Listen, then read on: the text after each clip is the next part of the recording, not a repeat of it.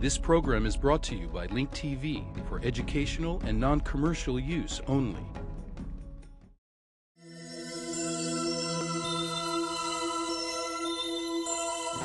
Mosaic, a daily news program from Link TV, presents a selection of news reports from independent and state-controlled broadcasters from throughout the Middle East.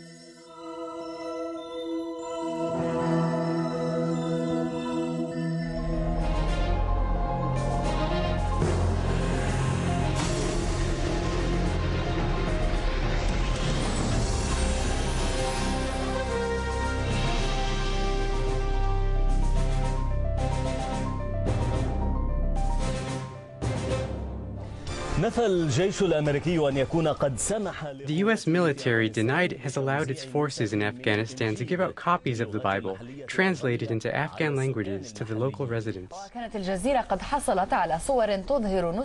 Jazeera received footage showing U.S. soldiers at the U.S. Bagram military base in Afghanistan in possession of Bibles written in the local languages of Pashto and Dari. أحبوا أعداءكم. هكذا قال السيد المسيح في موعظته الجبلية. Love your enemies. This is what Jesus Christ advocated. The former U.S. administration of George W. Bush, which has maintained its deep roots in Christianity, issued, through its so-called War on Terror, an announcement telling the world to love its enemies. The U.S. has repeatedly said that its wars in Afghanistan and Iraq were intended to win the hearts and minds of Muslims.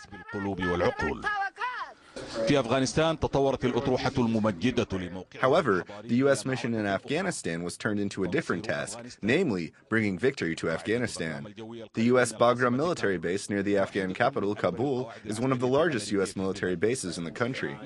This was not a military briefing before launching a U.S. offensive in the country, but it was a meeting aimed at invading the minds of the Afghan people by converting them to Christianity. These copies of the Bible were printed in two of the most popular languages in Afghanistan, namely Pashto and Dari, and they were shipped to the U.S. Bagram military base in order to give them out to the local residents. Brian Hughes has produced a documentary film revealing the hidden mission of the U.S. presence in Afghanistan. Hughes, a former military officer, has seen all that has taken place behind the closed doors of the U.S. military in Afghanistan. None of these people were speaking the languages of the None of these people were speaking the languages of the Afghan people. They are not claiming to be learning Pashto or Dari by reading the Bible, which was written in these languages. The only reason to print these books is to give them out to the Afghans. This is wrong, hence filming and documenting these facts is very important. Hughes confirmed that what some U.S. military personnel have done is a blatant violation of the U.S. Constitution, as well as a violation of all military laws and Afghan state laws. However, the Anglican missionary of the U.S. Army on the Bagram base goes beyond military and state laws.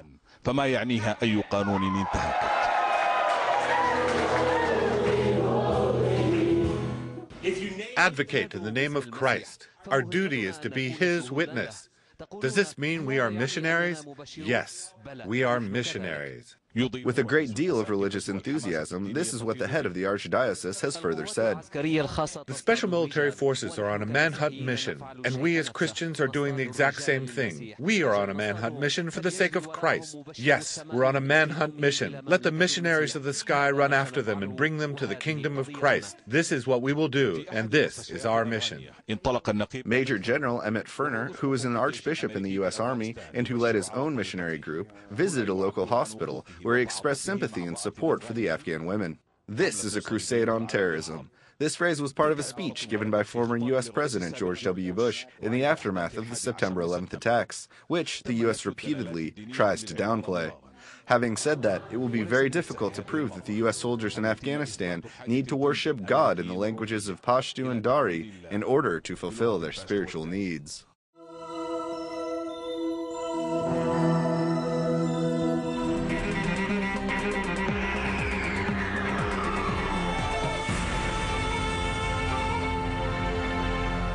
أعلن The spokesman for the Iraqi Defense Ministry, Mohammed al-Askari, announced that in the past few days, dozens of wanted individuals, most of whom are members of Al-Qaeda, were arrested during security operations carried out by Iraqi forces in the Diyala province northeast of Baghdad. Al-Askari said that 17 suspects were arrested, including 2 leaders of Al-Qaeda in the Diyala province. He indicated that the arrests took place in the Khatun and Bahruz areas. 57 wanted suspects were arrested during the operation, including 3 women. من جانب آخر قال ناظم الجبوري قائد صحوة الضلوعية والمعتقل منذ يومين بأوامر محكمة. Meanwhile, Nazim al-Jaburi, the leader of the Dhulaiya Awakening Council, who was arrested 2 days ago under a court order, said he signed an agreement to turn against Al-Qaeda in May 2008 in exchange for legal immunity.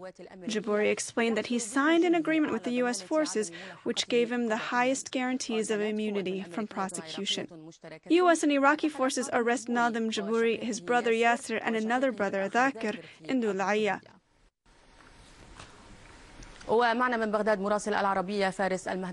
Joining us from Baghdad is Al-Arabiya correspondent Faris Al-Mahdawi. Faris, there were wide-scale arrests in Iraq that targeted Al-Qaeda. What details do you have? Are there any new names?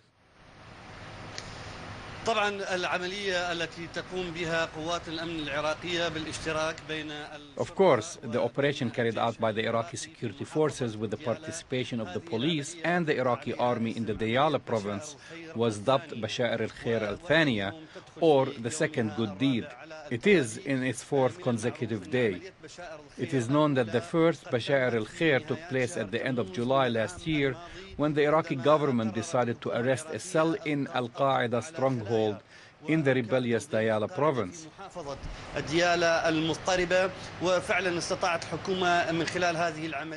With this operation, the government was able to achieve relative security in the province.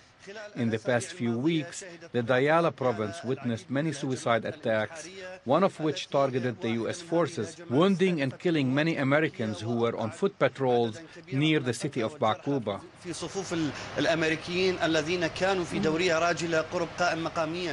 Afterwards, a booby-trapped car exploded in the center of the city. Later, a suicide attacker targeted Iranian visitors who were traveling from Iran and passing through the Diyala province and headed towards Baghdad. Hundreds of visitors were killed and wounded.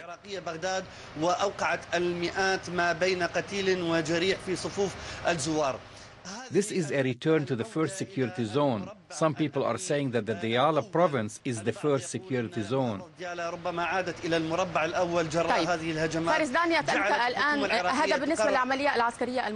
Regarding the wide-scale military escalation happening now, there's also the issue of Mullah Nazim al-Jaburi, the leader of the Dhulaiya Awakening Council, who was arrested 2 days ago. He said that he signed an agreement with the U.S. forces that would prohibit him from being arrested and prosecuted.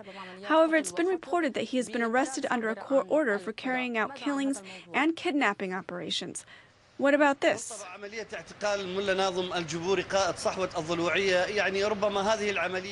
Naturally, the operation of Mullah Nazim al-Jaburi, the leader of the Dhulu'iyya Awakening Council, has caused a major uproar. It may have caused a greater uproar than when the leader of the Fadil Awakening Council, Adil Mashhadani, was arrested in the center of Baghdad 2 months ago.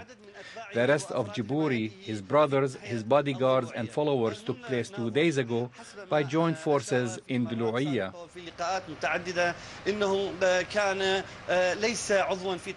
According to previous statements and meetings, Mullah Nazim was not a member of Al-Qaeda. Rather, he was a leader for one of the important factions in this area. He used to work with Al-Qaeda and fight U.S. forces.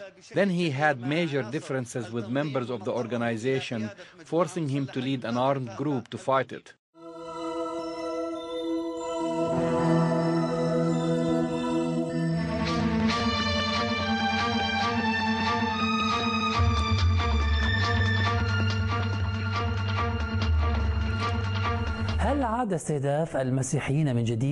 Just as Iraqi Christians in Mosul began to heal from their wounds, Christians in Kirkuk were targeted again. 3 Christians were martyred when they were shot to death by unknown armed attackers, creating a wave of condemnation and fear that this may trigger ethnic strife in the city.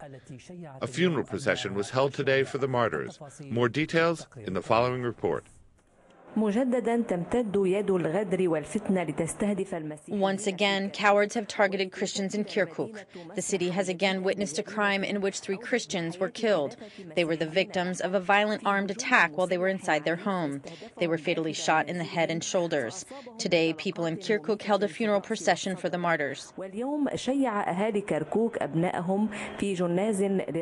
Major General Turhan Yusuf, the police chief in Kirkuk, disclosed that 7 individuals are suspected of being involved in the killing of the 3 Christians. No one claimed responsibility for the attack.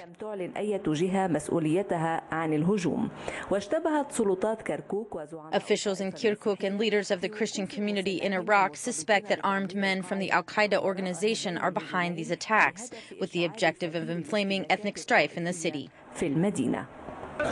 Look what they've done to my mother. What did they do to you? This is our situation. Why do we have to live like this? This is the condition of minorities in Iraq. About a half an hour after this incident took place, armed men killed a 27-year-old man in another part of the city. Archbishop Louis Saku, the head of the Chaldean Church, blamed political leaders for their failure to reach resolution in Kirkuk, an area troubled with ethnic and political conflict. He reiterated that the Iraqi Christians built the country and that justice must take its course so that the perpetrators can be punished.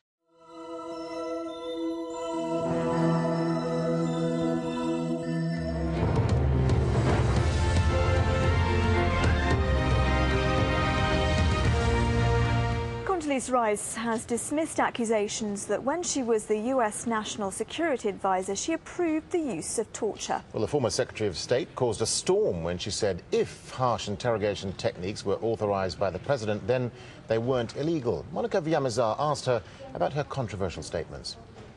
By definition, if it was authorized by the president, it did not violate our obligations under the Convention Against Torture. Thank you.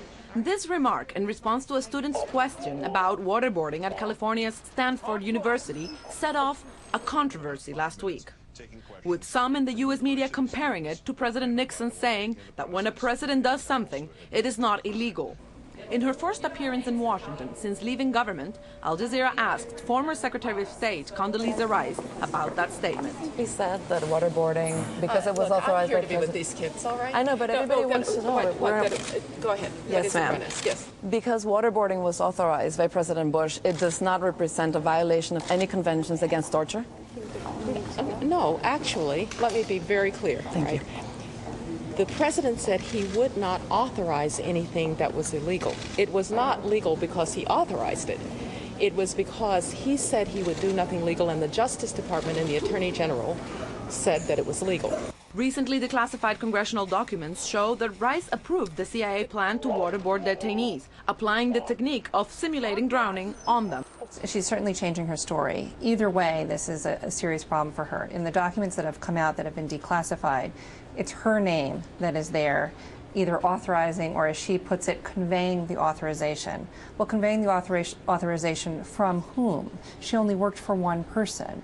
So she's in a bit of a bind. Either she authorized it or she conveyed the president's authorization, who she clearly does not want to implicate in a illegal torture scandal. Ladies and gentlemen, President Obama has said waterboarding is torture, but former Bush administration officials maintain it was not, and that it prevented further attacks on the U.S. I did not intend to say that. Thank you very much. We'll see you tonight. I just answered your question, okay? Thank you. The Obama administration has left the door open to future prosecution of those who authorized torture, but says it won't go after the people who carried out those orders.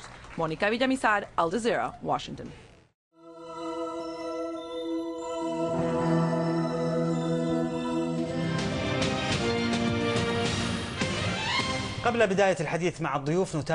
Let's look at this report, which reviews the first 100 days of President Barack Obama's administration, including what election promises he has fulfilled and the contradictory positions of his administration's policies. بعد 100 يوم من تنصيبه رئيسا للولايات المتحدة الأمريكية 100 days after being sworn in as the President of the United States, President Barack Obama has maintained a high level of popularity as a result of his diligent activities and with the hope that he can achieve the change that he has promised. He adopted change as a slogan and as his work philosophy. The previous survey shows that his numbers in the opinion polls have strengthened. They showed that 64% of Americans have positive attitudes towards Obama's performance in his first 100 days. They say that he is a strong leader who is aware, honest, and trustworthy. With this, Obama may have achieved the best 100 days when compared to the 6 previous presidential administrations. He also has obtained favorable opinions from observers and moderate politicians who consider the difficult situation which he inherited from his predecessor, George Bush. When he took office, Obama was surprised by the many issues that crystallized all at once, including the worst economic downturn since the Great Depression and the existence of 7 or 8 major crises facing his country. Despite all this, Obama launched swift and wide-scale plans. Since assuming power, he has remained politically strong, occupying both the U.S.'s political and media landscapes. He succeeded in getting a $787 billion recovery plan approved, which is aimed at improving the economy. He also took practical steps to provide health care to children. He ordered equal pay for men and women. He also launched a workshop to reform the health insurance industry and set standards restricting the influence of lobbying groups on Washington's politics. Despite all this, these successes will remain partial if the U.S. economy does not improve in the next 100 days, or at least by the end of the first year. The most important part of Obama's policies is his review, at least verbally, of the Bush administration's policies, including its policies towards the Middle East.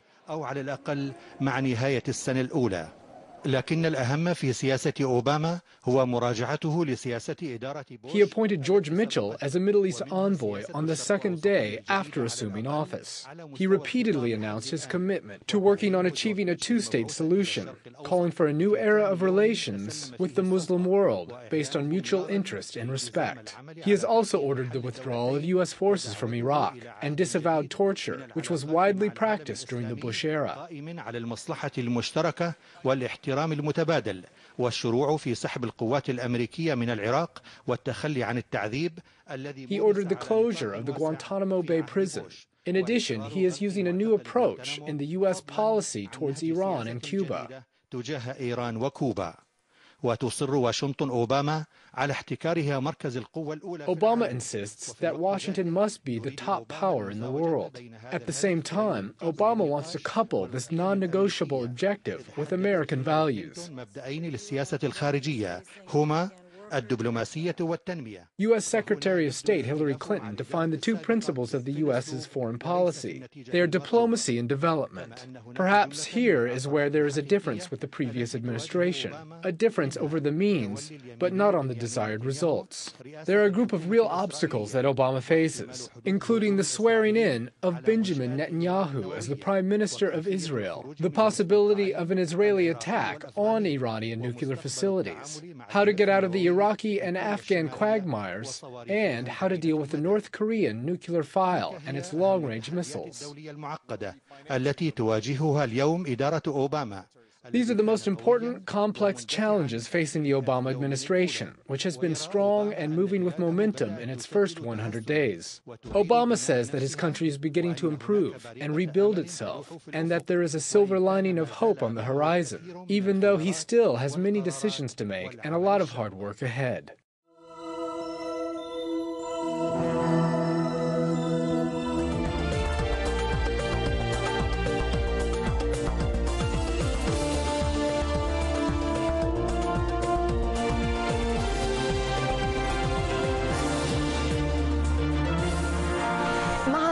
العد التنازلي ليوم الانتخابات النيابية الكويتية في السادس. As the countdown begins for the upcoming parliamentary elections, which are set to take place on May 16th, the Kuwaiti Interior Ministry has sounded off the alarm bells, warning against the buying of votes due to its negative impact on the political and democratic process in the country. The ministry used the various media outlets in Kuwait to launch its awareness campaign, urging all Kuwaitis, especially voters, to combat this phenomenon. Our correspondent Ahmed Al-Ninazi reports from Kuwait. With May 16th, the date for the Kuwaiti parliamentary elections nearing around the corner, the Minister of Interior broke the silence, warning the public against the buying of votes. The issue of buying votes is raising concern among the public and the Kuwaiti government due to its negative impact on the political and democratic process in the country. We have become used to these types of warnings issued by the Ministry of Interior. These warnings will not be translated into action, as the days ahead will show. The influence of some who possess the political and financial power is far greater than that of the Ministry of Interior. The state used its various media outlets to issue public announcements which included messages of awareness as well as warnings against anyone trying to buy or sell votes in exchange for money or political gain. The Ministry of Interior said that combating these types of crimes is everyone's responsibility, especially Kuwaiti voters. We as a nation definitely oppose the buying of votes. However, there is a vulnerable group among us who may buy or sell votes for money. The Ministry of the Interior is very serious about combating this phenomenon. God willing, we will not see or hear of any case of this type in the upcoming elections. This awareness campaign is part of a series of measures that were taken by the Kuwaiti authorities aimed at preserving the integrity of the elections. Among the measures are banning the holding of public forums after 10 p.m., obtaining permits before holding any public gathering, and prohibiting students from holding election events on university campuses. The buying of votes is not a new phenomenon to Kuwaiti elections. However, what's new is the government's determination to swiftly crack down on it. This news comes after some candidates were accused of buying votes for money. Ahmed Al-Inezi, Dubai TV, Kuwait. الكويت.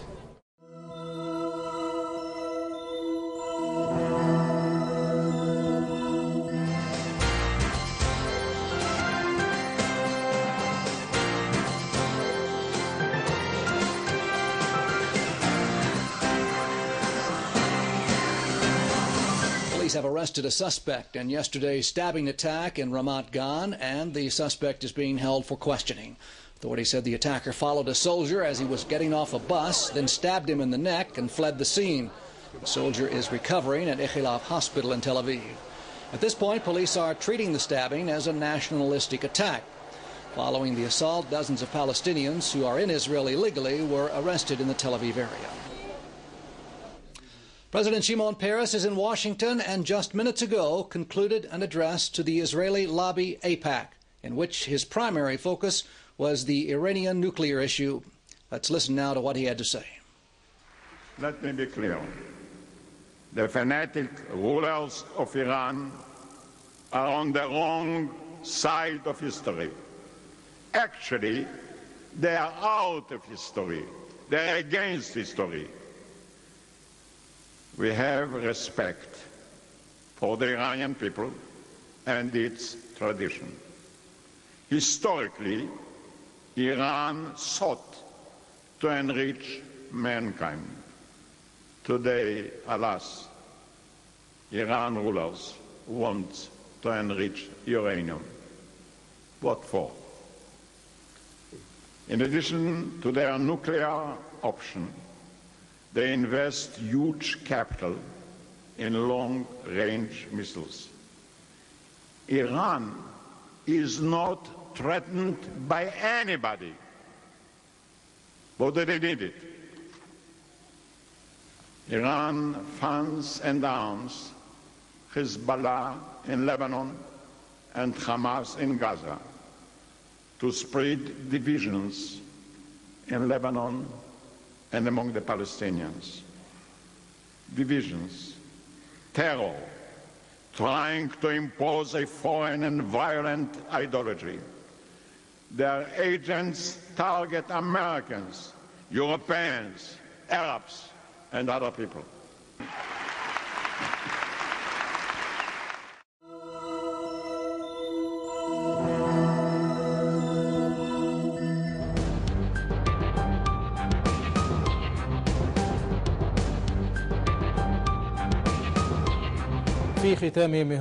During the finale of the Egyptian Film Festival, the film Asaf al-Izzaq won the award for the best feature-length film, while the film Forsa Dai'a won the award for the best short film. The 15th annual film festival included 119 films, including feature films, shorts, documentaries, and motion pictures.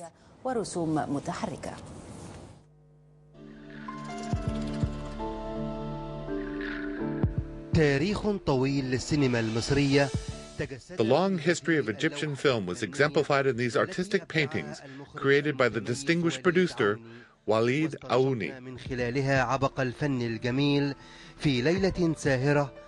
We were in awe of the beautiful art in this evening during the finale of the Egyptian Film Festival. This artistic masterpiece and the films in it, which cannot be found in other competitive festivals, have begun a new page for the future of Egyptian film. لمستقبل مهرجان السينما المصرية. The finale was very simple, beautiful, soft, and expressive. And I thank the artist, Walid Aouni, for all that he did with his beautiful imagination. This festival was established to support film. It created honest competition between all different kinds of films.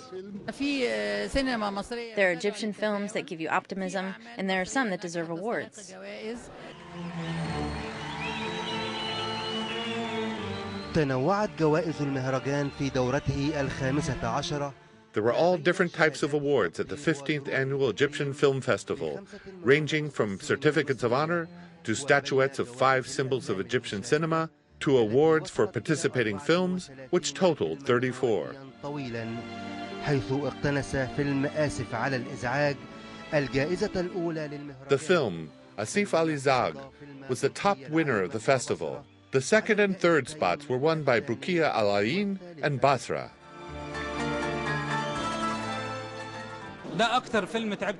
This was the most exhausting and unique film that I've ever worked on, and thank God that it finally reached the people.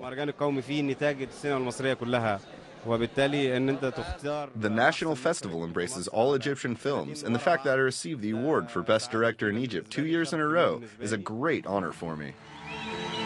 85 فيلما روائيا قصيرا وأيضا تسجيليا 85 short films, documentaries, and motion pictures were part of the Egyptian Film Festival that aimed at highlighting a young, innovative generation that is capable of taking Egyptian cinema to new heights. Issam Al-Didi, Nile TV. التلفزيون المصري. Get more news about the Middle East online at linktv.org/mosaic. The Mosaic webpage offers a complete archive of Mosaic programs, program transcripts, the Mosaic video podcast, and the Mosaic Intelligence Report, a weekly analysis of the hottest stories from the Middle East. The views expressed on Mosaic are those of the participating broadcasters, not Link TV or its sponsors. The production of Mosaic is made possible with the support of viewers like you. Thank you.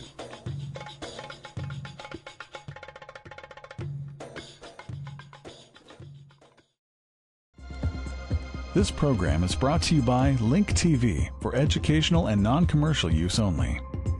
Link TV is the only U.S. network dedicated to global and national news, uncompromising documentaries, and diverse cultural programs which connect you to the world.